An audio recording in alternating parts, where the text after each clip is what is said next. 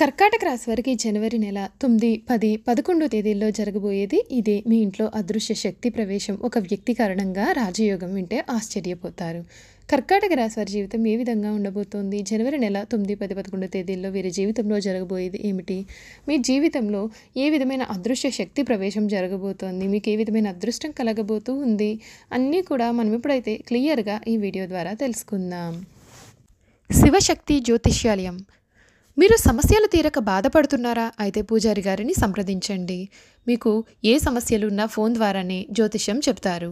భార్యాభర్తల సమస్యలు, కుటుంబ సమస్యలు, ప్రేమ సమస్యలు, నమ్మిన వారు దూరం కావడం, డబ్బు సమస్యలు, వ్యాపారంలో నష్టం రావడం, ఇంకా అనుకున్న పనులు కాకపోవడం, విదేశీ ప్రయాణం, సంతానం లేకపోవడం, రాజకీయ పరంగాను, గిట్టని వారు మనపైన చెడు ప్రభావం చేయడం, ఏ సమస్యలకైనా ప్రత్యేకమైనటువంటి పూజలు చేసి ఫోన్ ద్వారానే పరిష్కారం చెబుతున్నారు. ప్రేమ సమస్యలు నమ్మిన వారు రావడానికి ప్రత్యేకమైన పూజలు చేస్తున్నారు.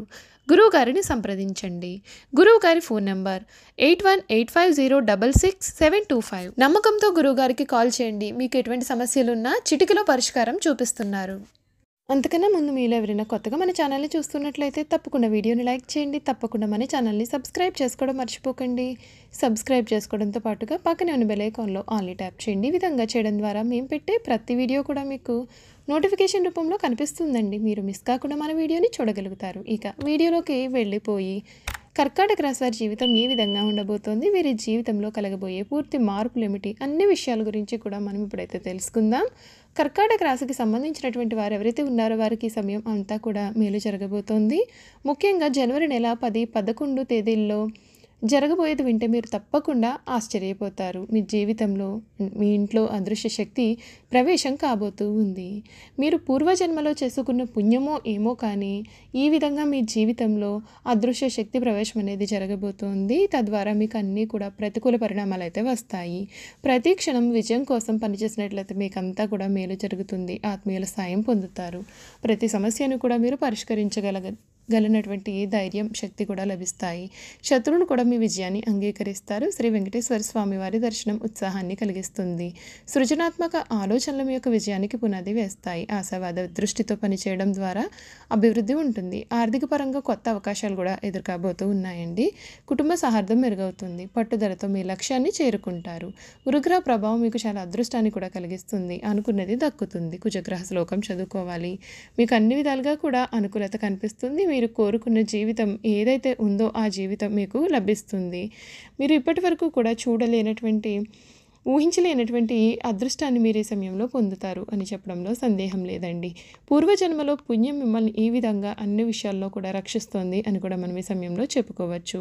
అంత అనుకూల వాతావరణం అయితే మీ జాతకంలో కలిగి ఉంటారు. మీరు పట్టిందల్లా కూడా బంగారం వల్ల ఈ సమయం మారబోతూ ఉంది. అన్ని విషయాల్లో వృత్తిపరంగా, ఆర్థిక పరంగా, వైవాహిక జీవిత పరంగా కూడా ఈ సమయం చాలా మంచిగా సాగుతుంది.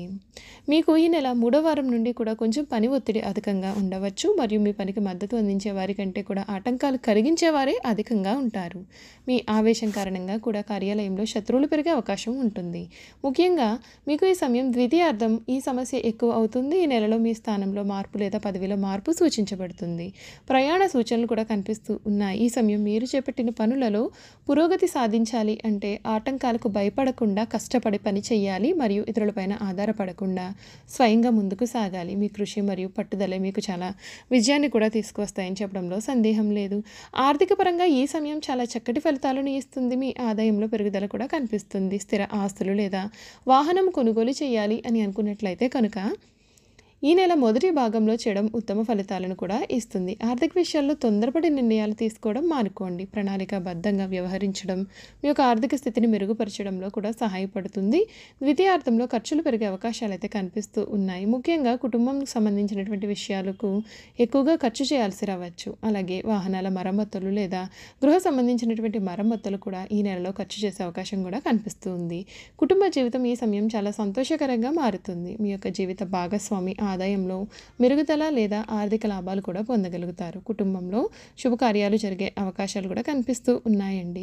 కుటుంబ సభ్యులతో గడిపే సమయం చాలా ఆనందాన్ని పెంచుతుంది. కుటుంబ కలహాలు కూడా తగ్గుముఖం పడతాయి. ఈ సమయం ద్వితీయార్థం జీవిత భాగస్వామితో కొన్ని సమస్యలు కూడా కలిగే అవకాశాలైతే ఉన్నాయి. అలాగే మీ సంతానం ఆరోగ్యం విషయంలో కూడా జాగ్రత్త చాలా అవసరం. ముఖ్యంగా కుటుంబ సభ్యులతో మాట్లాడే సమయంలో ఆవేశానికి లోను కాకుండా ఉండడం కారణంగా కూడా చాలా వరకు సమస్యలు మీకు తగ్గుముఖం పడతాయి. వ్యాపారస్తులకు ఈ సమయం చాలా చక్కటి మిశ్రమ ఫలితాలను ఇస్తుంది. ఆర్థిక పరంగా లాభాలు కూడా కనిపిస్తాయి, కానీ కావలసిన ఫలితాలు సాధించడానికి మీరు కొంచెం కష్టపడి పని చేయాలి. వ్యాపార ఒత్తిడి అధికంగా కనిపిస్తుంది. కొత్త ప్రాజెక్టులు చేపట్టడానికి ఇది సరైన సమయం అయితే కాదు. ప్రస్తుత వ్యాపారాన్ని మరింతగా అభివృద్ధి చేసేందుకు కృషి చేయడం చాలా అవసరం. అయితే కుజున గోచరం అనుకూలంగా లేకపోవడం వలన వ్యాపారంలో అభివృద్ధి కొన్నిసార్లు బాగుండడం, కొన్నిసార్లు తగ్గిపోవడం జరగవచ్చు. అంతేకాకుండా వ్యాపార సంబంధిత నిర్ణయాల విషయంలో ఆవేశంతో కాకుండా ఆలోచనతో మరియు అనుభవజ్ఞుల సలహాలు తీసుకుని ముందుకు వెళ్ళడం మంచిది. విద్యార్థులకు ఈ సమయం చాలా మిశ్రమ ఫలితాలు అయితే ఇస్తుందండి. నెల మొదటి భాగంలో విద్యలో పురోగతి చూపుతుంది, కానీ రెండవ భాగంలో అలసత్వం మరియు అశ్రద్ధ కూడా అధికంగా ఉంటుంది. చదువును ఆలస్యం చేయకుండా నిరంతరం దృష్టిని చదువుపైన కేంద్రీకరించాలి. పరీక్షలలో మెరుగైన ఫలితాలను సాధించాలి అంటే సమయాన్ని సద్వినియోగం చేసుకోవాలి.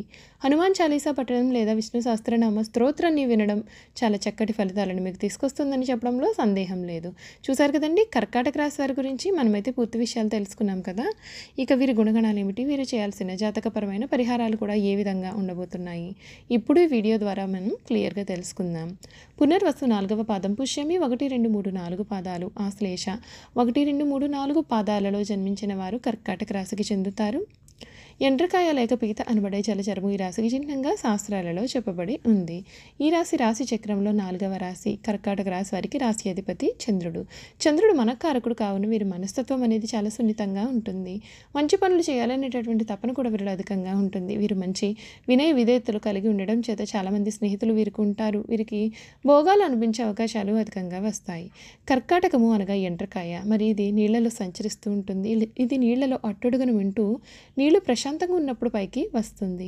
నీటి మీద ఏమాత్రం అలజడి కలిగిన నీటి లోపలికి వెళ్ళిపోతుంది. మనకు ఎండ్రకాయ ఆకారము చాలా భయంకరంగా కనబడుతూ ఉంటుంది. అయినా సరే ధైర్యం లేని తత్వాన్ని కలిగి ఉంటుంది. అనగా దీనిని అనుసరించి కర్కాటక రాశి వారి గొడవలు అంటే అసలు ఇష్టపడరు. అలాగే ఇంటి వ్యవహారాలలో శ్రద్ధ వహిస్తూ ఉంటారు. ఇవి వీరిలో ఉన్నటువంటి ప్రత్యేక గుణంగా కూడా మనం చెప్పుకోవచ్చు. ఈ రాశి వారికి చురుకుతనం అధికంగా ఉంటుంది. అయితే దీని యందు కూడా ఒక స్థిరమైన అభిప్రాయం అయితే వీరికి ఉండదు.